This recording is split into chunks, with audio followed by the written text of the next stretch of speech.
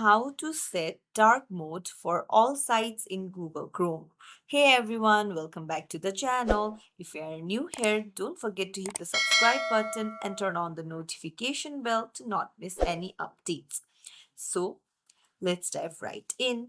Now, to turn on the dark mode, what you need to do is first things first, open up your Google Chrome and then go to the three dots on the top right and then scroll down, tap on settings, and then you'll be navigated to this page. You will see various options on the left hand side. Tap on appearance, and here you'll find the mode option. So tap on the drop down and then tap on dark.